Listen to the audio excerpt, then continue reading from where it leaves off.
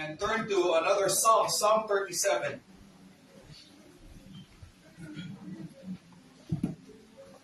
Psalm 37, verse 1 to 8.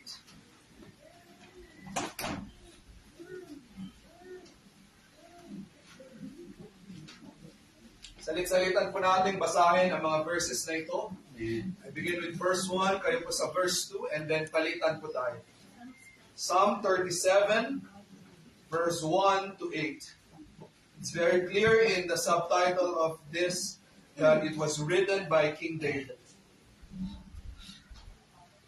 Psalm 37, 1 to 8, I begin.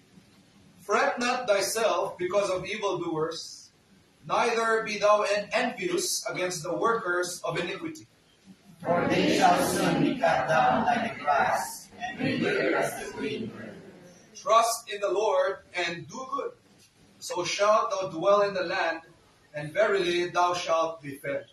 Delight thyself also in the Lord, and he shall give thee the desires of thy heart. Commit thy way unto the Lord, trust also in him, and he shall bring it to pass. And he shall bring forth thy righteousness as the light, and thy judgment as the noonday. Rest in the Lord, and wait patiently for him. Fret not thyself because of him who prospereth in his way, because of the man who bringeth wicked devices to pass. Cease from anger and forsake wrath. Fret not thyself in any wise to evil. Amen. This morning I would like to entitle these 8 verses in my preaching, If You Trust God, Then Do This. Amen. An incomplete title. If you trust God, then do this. So what are these? To keep you excited, let us pray first. Lord, be with us this morning. And Lord, teach us to trust in you. Yes, Lord. Lord, it's so easy to say we trust in you. But Lord, teach us today to really trust in you. Not just in an intellectual level, but Lord, down to our life, our reactions every day, and the way we react to circumstances and people every day. Lord, teach us to trust in you. Thank you, Lord, for all of these members who came despite the rain. May you please bless their faithfulness, Lord. After all, thank you for being faithful to us. In Christ's name we pray. Amen. Thank you, and you're going to be seated in the presence of our God.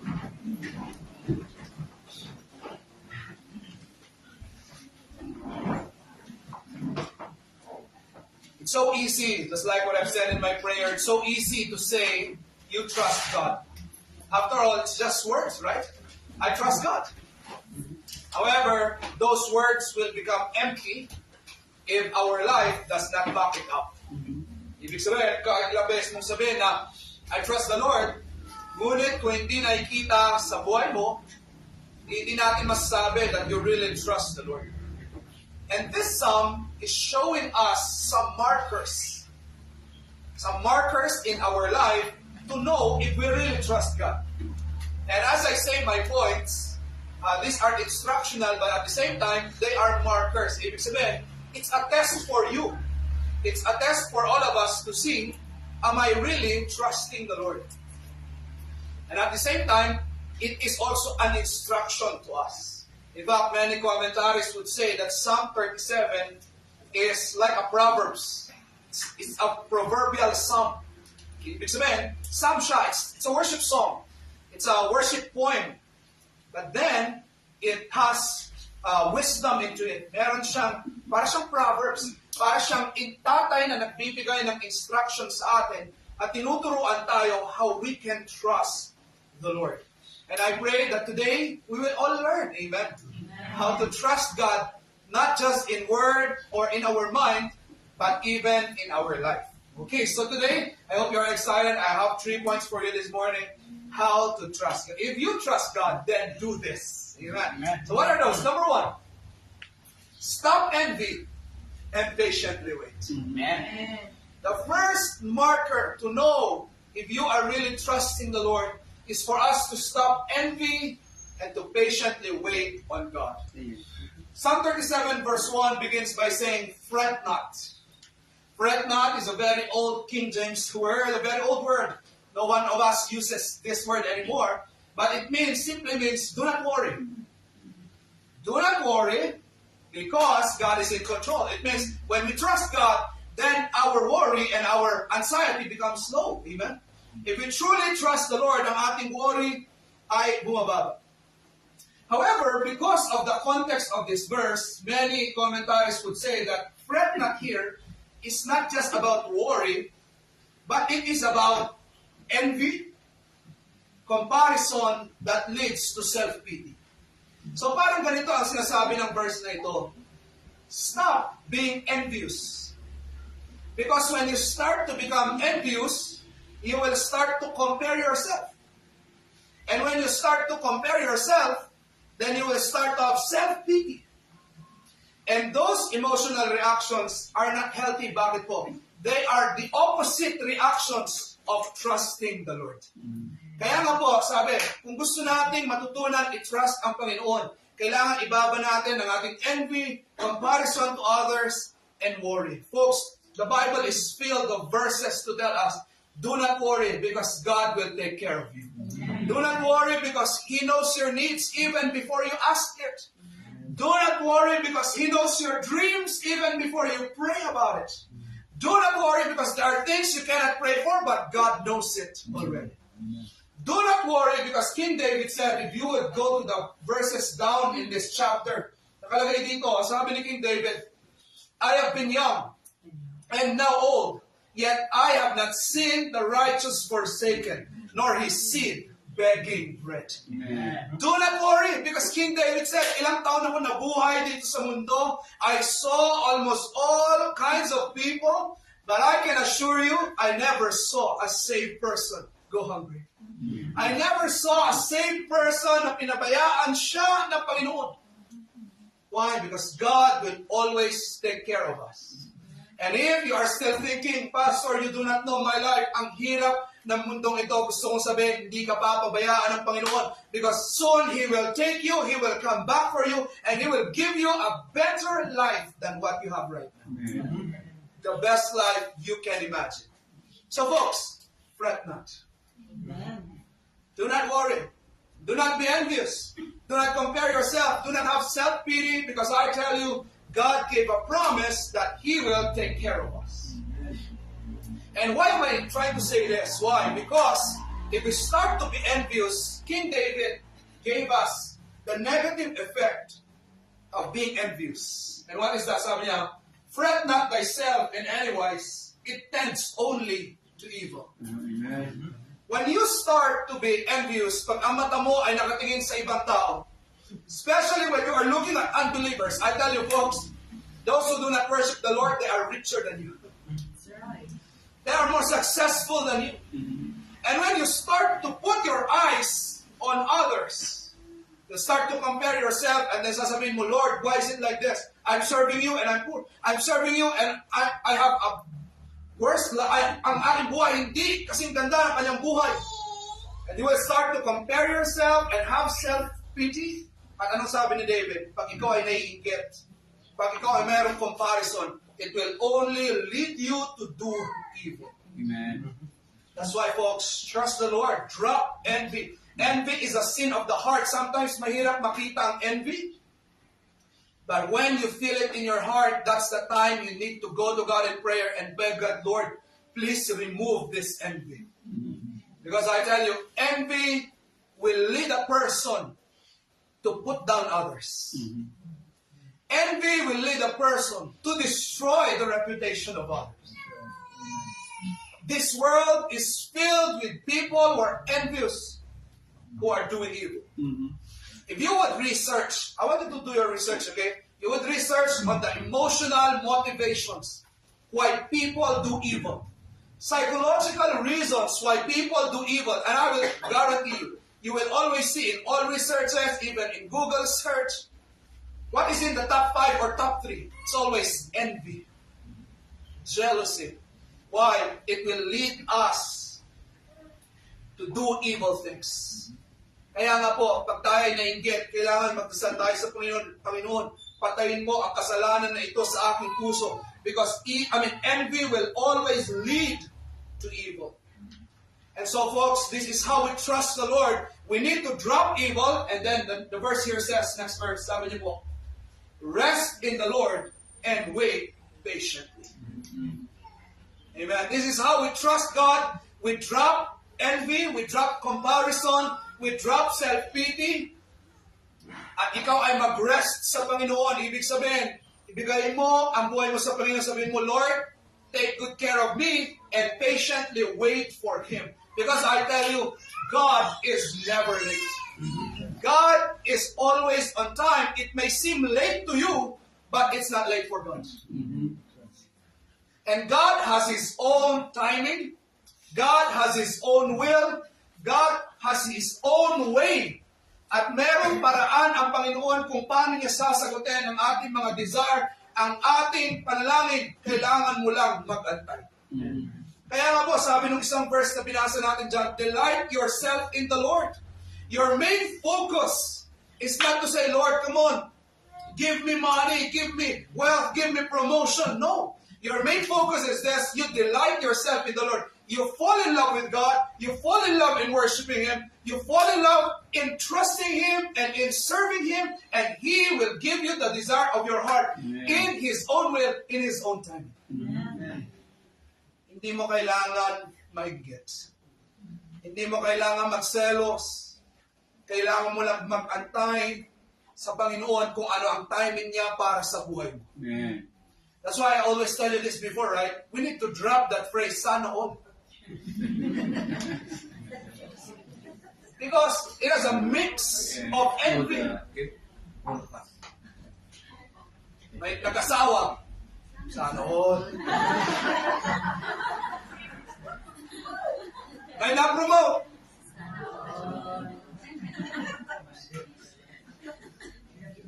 Kailangan palitan natin yan. And di ba, I told you this, we need to replace that phrase and say, I'm happy for you. Amen.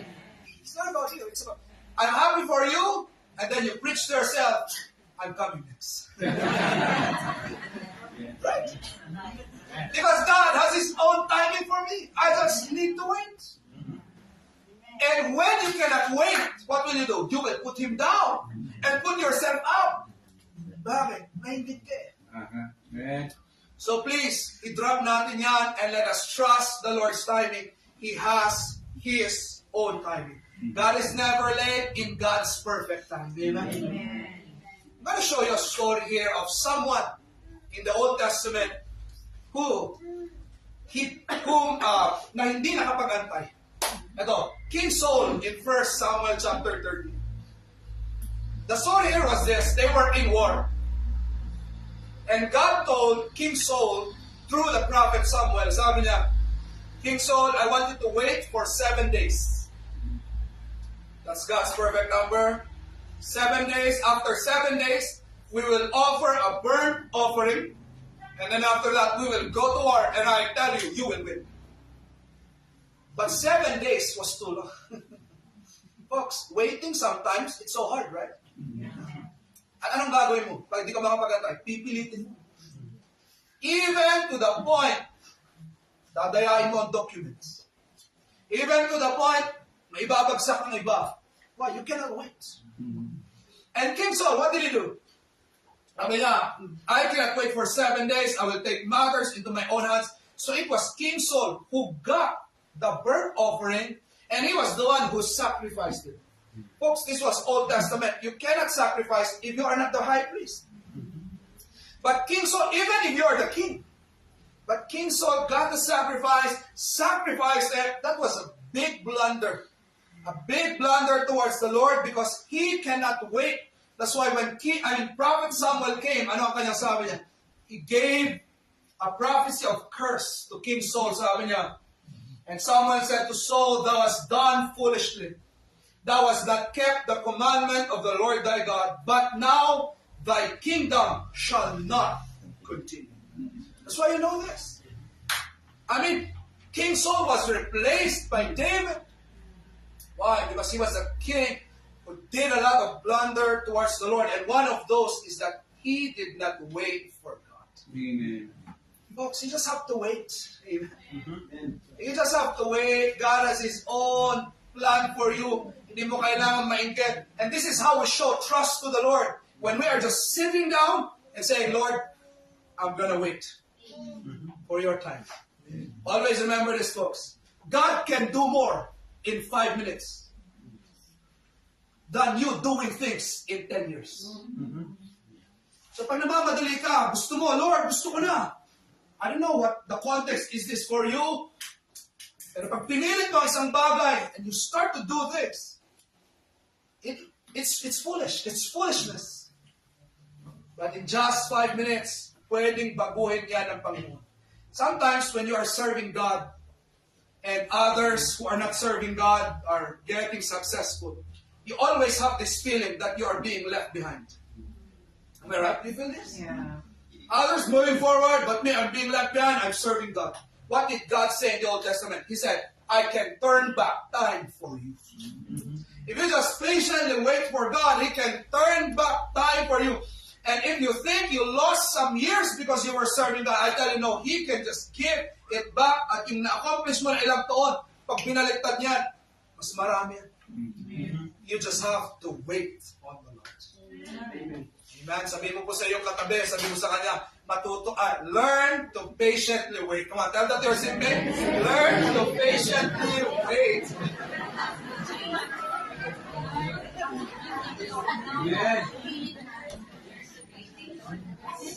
Amen, amen. Okay, next point. How do we know the second marker? How do we know that we are trusting God? Okay, I was amazed by these points from the verses. Number 2 is this: stop anger and do good. So number 1, stop envy and wait. Number 2 is this: stop anger and do good. What is this? What is this? Every time something bad happens to you, our natural first reaction is always anger. It's either you get angry with God, you get angry with people, and when anger is not controlled, it leads to revenge. And of course, evil things. So that's our initial reaction. And you know what? We are living in a fallen world. I want you to get this, okay? The world that you are imagining, it's not here. But I promise you, it will come someday when Christ will come back. Amen. And when He will come back, He will set up a world filled with righteousness, justice, mercy, and love. Amen. But the perfect world you are imagining, it's not going to happen. In fact, it will become worse. That's why expect bad things. The Bible even told us that if bad things happen to you, a mature Christian is not surprised anymore. That's right. Right? Yeah. Why? Hindi ka na surprised. Bakit? You already know it's gonna get worse. And so when people destroy you, I'm not surprised. When people put you down, when people do things to you, don't get surprised. Why? This is an evil world. But then, let us be careful with how we react. Because more often than not, the way we react is this: through anger and wrath and revenge. That's why King David told us, cease or stop from anger and forsake wrath. Bitawan mo ang anger, bitawan mo ang galit, bitawan mo ang pag-iigante.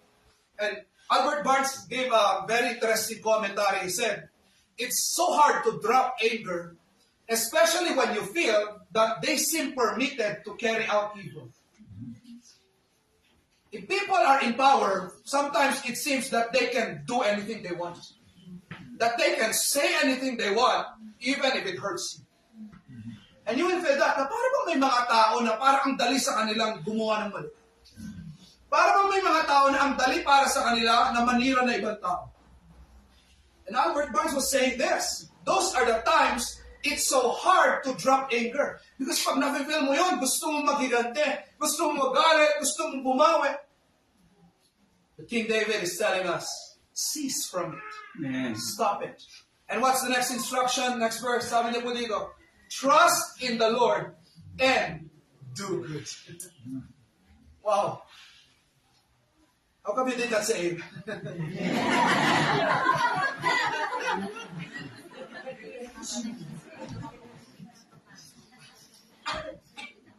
I know why you did not say amen. It's hard. But it is how we trust in God. Why? Because get this, please. You begin a growing Christian, a maturing Christian is this. You do not react in anger because you start to realize they can mean it for evil, but God meant it for good. Amen. That's why will I get angry? I just do good. A maturing Christian understands when bad things happen, you begin to understand. This is not forever. I know this is just character building and character transformation that God gave for me. Why will I get angry if God is building me? And so you begin to react not in anger, but by doing good. Wow. And so folks, if you really trust the Lord, when something bad happens to you, do good. Because you start to understand it's not about them, it's about you that God is transforming your character. It's not about them, but it's about you that God wants to build you up because He wants to promote and exalt you someday. And He needs to use some things, alam mo yun, to really test your character. How does God build patience in you? To give you people who will really test your patience. How does God build humility in you? By sending people who will step on your ego. I'm trying to get it. It's hard. It's hard. But when you start to realize, Lord, this is character transformation for me. Pag na-realize mo yun, hindi mo sila babalikan. You will start to say, Lord, thank you. I will just do good moving forward. And there's a very nice commentary that I read that it said that the doing good here is actually a replacement for evil things. It means, I want you to get this principle, okay? This is very psychological. If you want to give up bad habits or sins, it's not enough for you to say, okay, I'll stop it. And then do nothing. No, it's not enough. You need to replace it with something. Okay, I'll give you an example. I already saw someone go to a rehabilitation center because of alcohol, too much alcohol, an alcoholic. Sent to the rehab, paid so much, stayed there for 5 months just to remove alcoholism. But then when he got out, it was not replaced. He had no job, he had nothing to do, he had no family, nothing replaced the bad habit. That's why what happened? He went back. That's why the principle of repentance is this. You need to get away from sin, but it's not enough. You need to move forward and follow Christ.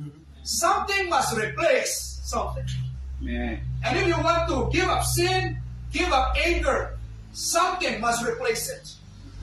And if nothing will replace it, soon you will go back to it. Kaya nga ito po yun eh.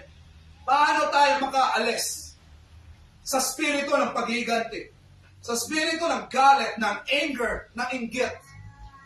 It is to replace it by moving forward with God. And that is to do good. Amen. When someone hurts you, it's not enough to say, okay, I'm not angry with you anymore, I'm not gonna forgive. I'm forgiving you, not gonna think about it. It's not enough. Because I tell you, they will trigger you again. And what's the way to move forward? I'm gonna do good to them. So that it will replace it. It's hard, right? But I want you to look at this verse. When you learn this, God shall bring forth thy righteousness as a light, and thy judgment as noonday. What is this? This verse is talking about vindication. Vindication means that it will be God who will clear your name. It will be God who will prove you right in the race. But sometimes, we want to do the vindication ourselves. Para bang ganito? Sinaktan ka nila, gusto mong iparamdam na ikaw ang tama, sila ang mali, so what will you do? Either hindi mo sila papansinin, Either magiganti ka just to make a point that they were wrong and you were right. But no. Trust God and do good. And sooner or later, it will be God who will slap them in their face and tell them, you were wrong. He was right. It will be God who will show your righteousness as the light, yung bang magliliwanag sa kanilang realization, ang taong ito, kahit sinaktan ko siya, he never did bad to me, instead, he did good to me. This man is humble. It will be God who will show that to their face. It's hard, folks. This is counterculture with what we have today. Because we always have this feeling, I want to prove myself right. I want to defend myself. Gusto ko maging gante, tinapakan niyo ako, hindi ako mapayag. Maging gante ako. But it doesn't accomplish anything. Trust in the Lord. Amen. Lord, I know you are building me. Bahala ka sa kanila. Basta ako, I will not lose my Christ-like character. And I will do good. And let you be the one to vindicate me someday. Amen. Look at this verse from the New Testament. Be not overcome of evil, but overcome evil with good. Some of you, some of us, have been through hard times. And I want you to think about it. Did those bad times overcome you? Many of you, like me, have been stepped down by people. But let me ask you, did that evil overcome you? Because ito po ang tendency niyan. Pag tinatapakan ka ng tao, in your heart, what is building up? Bitterness, anger, revenge. Even if you're not doing anything, you cannot hide your heart from God. At yung puso mo, galit na galit, punong-puno ng galit, it's just a matter of time sasabog yan. And you can do something really bad. What's that? That is when evil overcame you. Folks, wag mo hayaan. We have a lot of Solomons here. Solomons na hindi kabilang buhay, kabilang bahay. It's evil, I know. I'm sorry, I laugh about it. But I know it's evil. I know you were hurt. But please, do not let it overcome. That in your heart, anong lagi mong iniisip? Makita ko lang yan.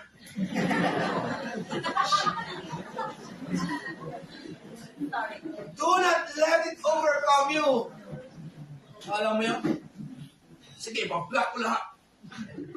Block ko lahat ng pinsan niya. Folks, do not let it overcome you. But overcome evil with good. It means it can be possible that even though they put you down so much, that while you were down, you were still gracious. Amen. You were still full of love and grace and mercy and truth. And you are relaxed. Amen. That's how we trust in God, because you realize, no, Lord, I know you are wise. I know you are good. I know you did not give this to me to destroy me. You gave this to me to build me up. Amen. I'll give you an example, and you know this man already.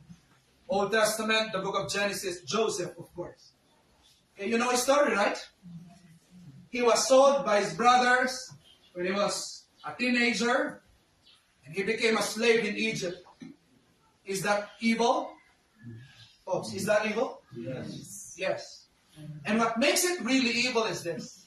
It was done by his very brothers. And I tell you folks, sometimes the most hurtful things you will experience are not from others, but from the ones you thought love you. And this is hard. And so he was sent to Egypt as a slave. Folks, it was so hard. He was a teenager ka. naging slave ka, pinenta ka ng mga kapatid mo. Mahirap to. But when he was 39 years old, he was promoted as the prime minister of Egypt, a governor, and then his brothers had famine. So it was reversed. He was now on top, they had no food, and they had to come to him and get food. Folks, the tides were reversed. And I tell you, God is doing a lot of reversal in our life. Someday you were here, but then you never know. God may reverse it, you can be here. Amen. When God sees your faithfulness, when your character, He has a plan for you, pwede i-reverse niya ang sitwasyon. At pag inangat ka niya, it's not yet dead. Why? Because there's a final test of your character. What will you do if you are now on top? What will you do if God has reversed it? And so yung mga kapatid ni Joseph, pumunta sila kay Joseph. Sabi niya, parang awa mo na, bigyan mo kami ng pagkain. Folks, you know what? Joseph could have said like this. You sold me when I was young. It's payback time. He could have said that. Pag ano yun? Pag Pilipino si Joseph. Joseph as a Filipino. Pinagsak mo ako, ha? May araw ka rin. At ito na yun. Imagine, governor, you're a governor, you have all power. Pharaoh gave so much power to him that he said, you are on top of everyone else except me. It means he was number 2 in Egypt. And his brothers were there begging. He could have said, payback time. Patayin ko lang kaya itong mga to. But I want you to get this, okay? Let's go theological, okay? If Joseph killed his brothers, one of those who will kill is his kuya, older brother Judah. And if Judah was killed, the lineage that was promised to his father Jacob, the lineage of kings, will not be born. And if Judah was killed, the Lion of Judah, Jesus will not be born. And if Jesus will not be born, no one will die for the sins of Joseph. When he did bad, if he did bad, and start to take revenge and kill his brothers, he will also reap the consequences by going to hell, because there was no final sacrifice for his sin. But he said, though you thought evil against me, God meant it for good. Sige, apakan niyo ako. Sige, benta niyo ako. Sirain niyo ako. You may think evil about it when you did it to me, but I know God planned this evil thing for something good. And so look at this, guys. Joseph saved his brothers. Joseph saved Judah. And one of the descendants of Judah saved him. Amen. Why? Because he trusted the Lord and did good. Amen. Folks, trust the Lord and do good. Amen. Okay po ba yan? Amen. Trust the Lord. Amen. Mahirap to, man. Later on, tonight will be organized as an independent church. Amen. Last night, I was talking with our choir members and I told them, been through a lot. Probably you do not know because I do not preach it in the pulpit. Yeah. I just preach God's word. But I went through a lot. Amen. Some of you did. But let's trust the Lord and do good and move forward. Amen. Amen. Tignan mo yung katabi mo kung nakataas yung kilay niya. Look at your cellmate if his eyebrows are raised. It means he's still not getting it. Ibig sabihin, di mo pa nakuha eh. In your mind, you're still thinking about, I will die. Pastor, you do not know what they did to me. Baba mo na kilay po. Trust the Lord and do good. Okay, last. Okay, last. Stop directing your plans and commit it to the Lord. This is something very nice. I really love this point. Stop directing your plans and commit it to the Lord. Verse 5 says, commit thy way unto the Lord. Trust also in Him, and He shall bring it to pass. Wow. Amen. Okay, let's break it down. Okay, the word commit there, the Hebrew word, means, if you translate it in English, it literally means to roll over. Okay, it means, the word commit your way to God is this. You are carrying a load. Okay, you're carrying your plans. And while you are carrying your plans, you will roll it over. And give those plans to God. So that you are not the one carrying it anymore. Who is carrying it? It's God. Amen? Why? Because you roll it over. Let's move up. You're carrying your plans, your burdens. It's so hard, so difficult. But commit means you roll it over to God and let Him carry it for you. I want to break this down. Okay, so I did my homework so that I can give you 5 ways, 5 steps how we can do this. How can we commit our plans to God? Okay, first is this. We commit our plans to God by soaking the plan in a lot of prayers. Amen. Okay? Soaking the plan in prayers. It is the same as committing your plans to God. If you will read the New Testament, all of the plans of the church, what came before it? Always prayer. In fact, Jesus Christ Himself, before going to the cross, He was praying. When we had our Bible reading this week, right? It was in Book of Acts. Judas betrayed Jesus. And so the church need to replace one apostle. What did they do before choosing one apostle? They prayed a lot. Amen. They soaked the plan in prayer and said, Lord, come on, please lead us. We are praying. And then they cast lots. And then they chose Matthias, who will replace Judas. Folks, all of our plans, it must be soaked in prayer. That's why, please, do not do not execute sudden plans that you have not prayed for it. Because I tell you, the sudden plans you have are often based on your emotion. Yeah. And when you are very emotional, very angry, that's the context of our chapter. Very angry, very emotional. I don't know, but sometimes when we are angry, we have a lot of plans. When we are emotional, your mind starts to think of a lot of plans. But I tell you, many of those plans are just very emotional. It's out of anger, revenge. That's why no, do not execute it. To commit your plan to God is this. You give time, let's pray about it. You members, listen. Many of you have started a business or a plan and you did not even tell me to pray for you. What are you trying to say? That, no, Pastor, I made all the plans already. I did all the papers already. Do you think that is what will help you in your plan?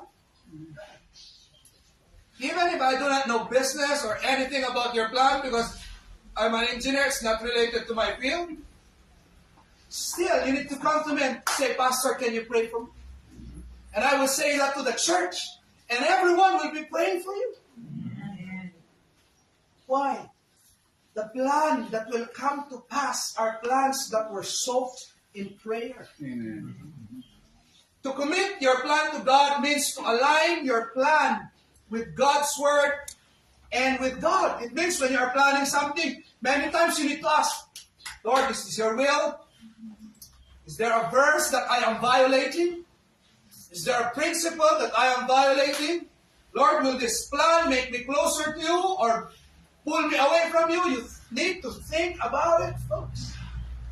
I tell you, sometimes when we plan, the only thing we are thinking about is this: Lord, do I have the budget? And when you have the budget and when you have the connection, you think you can go for it. Always need to ask, Lord, will this plan draw me away from you? Closer to you? Lord, did I pray for this? You need to ask yourself that. Seek the wise counsel of believers. Amen? In the multitude of counselors, there is safety. You need to ask as much believers as you know, what do you think about this plan? Letter D, you need to give space for God to direct it through circumstances. Ibig sabihin, ganito po, pag meron kayong plano, huwag niyong gawin agad. You need to pray about it, think about it, and then, you know what? When you really pray for it, I tell you, I can assure you this, God will direct it through circumstances. He will give a storm probably to redirect your plan. He will give people to help in that plan. He will give circumstances, problems to redirect the plan. At alam nyo, si God din ang nag-aayos ng mga plano din. And you will soon be surprised. Wow, God really knows what He is doing. He will use good, evil, bad things. But after all, it is His plan, so it will happen. So you need to give time for that and evaluate. Lord, are you leading me towards this? Alam niyo ang plano na will ni God, hindi siya pilit. Pero pag pinilit mo, alam mo yung pilit na pilit? Kung talagang you violated something, you did evil, meron kang mga pineke, mga niloko ng mga tao para lang makuha yung plano na yun. Pilit na pilit yun. It's not the will of God. Amen? You need to pray about it. And at the same time, of course, to make sure your motives are right with God. While you are praying, you're always asking, Lord, what's my motive here? Is this really for you or is this really for myself? Lord, is this plan really for the good of the church, the gospel? Is this for your glory or is this just for me to be satisfied? Iniisip mo yun eh. When you think about these things, you roll it over to God and you commit it to the Lord. And I promise you, I told you, right? Sometimes when you have plans, you just want to do it. But when you commit it to God, God gave a promise. Next verse. Commit thy way unto the Lord. Trust also in Him. And He shall bring it to pass. Amen. Pag pinilit mo ang plano mo, you will bring it to pass. And if you were the one who brought it to pass, two reactions will happen. If it did not go well, you will be depressed. If it went well, you will take pride in it. Why? You brought it to pass. But when you committed it to God, He will bring it to pass. And what's the only reaction? When He was the one who brought it to pass. Gratitude. Amen. Gratitude. Kaya nga po, sa lahat ng plano natin, pag binigay mo yan kay God, at pag binigay na niya, malalaman ko yan sa mga salita ninyo. And I've heard people already say, wow, I did this. Why? Because they did it. So go ahead. But you will hear people say, it's not me. It was God. That's the time you get to know this person knows he committed that plan to God. It was God who did it. That's why when he got it, he was the one who said, it was not me. It was God. Those are the words that are really God glorifying. Not me. I pray that as we move forward as a church, we move forward as Christians, we will learn to trust that. Trust in the Lord. Amen? So, come on, let's all stand up, please.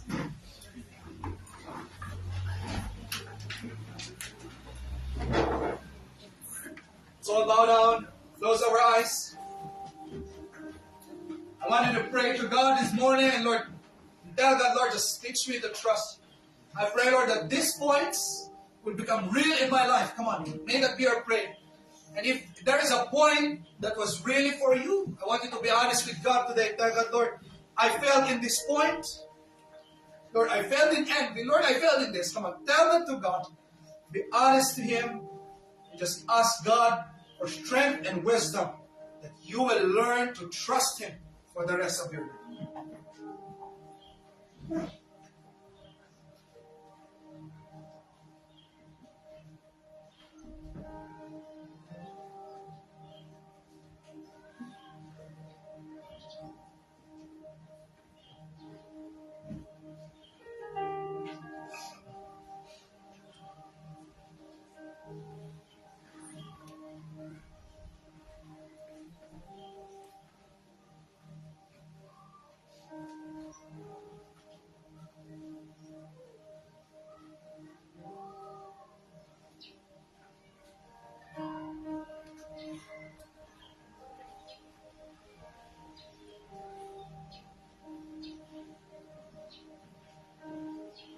Let us raise our hands in prayer. Our Heavenly Father, Lord, we want to admit that we really do not know how to trust You. Many times, Lord, many times. Lord, many times we were just filled with envy and anger and doubts and worry and anxiety. And we have not trusted You. Lord, we just say it by our lips. In reality, in our life, Lord, we have not trusted You. So Lord, I pray that You will teach us. Plant this message, Lord, in our heart. So that, Lord, for the rest of our life, we will be like You. We will be like these Bible characters we talked about, who trusted in You. And in due season, in due time, according to Your will and timing, Lord, You gave the desires of their heart. I pray, Lord, that You will give it to us too. So teach us, Lord, to trust in You. Lord, as a pastor of this church that will be organized today,